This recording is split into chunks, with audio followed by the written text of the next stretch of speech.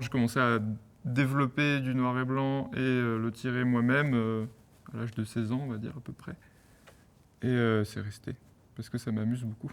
J'ai commencé donc à avoir cette idée de révélateur parce qu'on a travaillé dessus en groupe pendant l'atelier procédé qui avait lieu en fin de deuxième année. Et avec mon groupe, on a décidé d'expérimenter avec les révélateurs à base de plantes.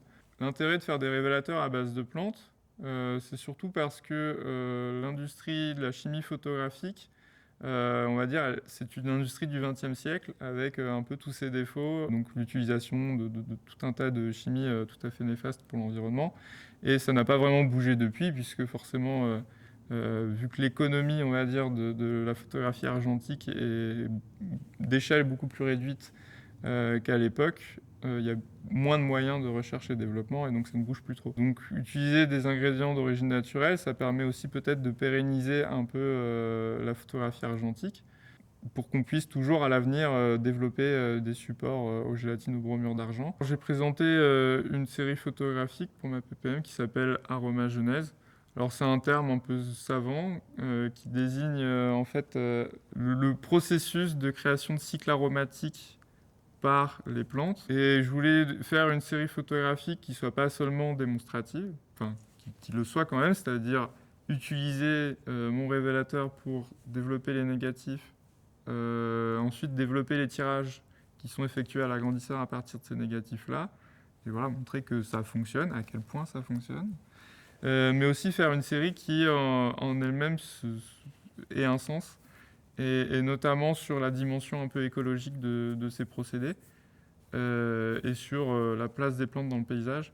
En ce faisant, en fait, on traverse différents biotopes, donc des prairies, des haies, des vergers, une forêt de hêtres qui est assez haute, puis une forêt de chênes qui est un peu rabougrie, puis enfin des pelouses qui sont en fait le biotope naturel au sommet de cette colline.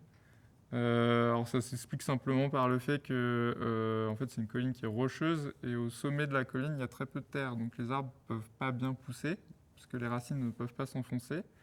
Sauf qu'il y a un endroit au sommet de cette colline où il y a un bâtiment qui a été construit en creusant la pierre, puis laissé à l'abandon.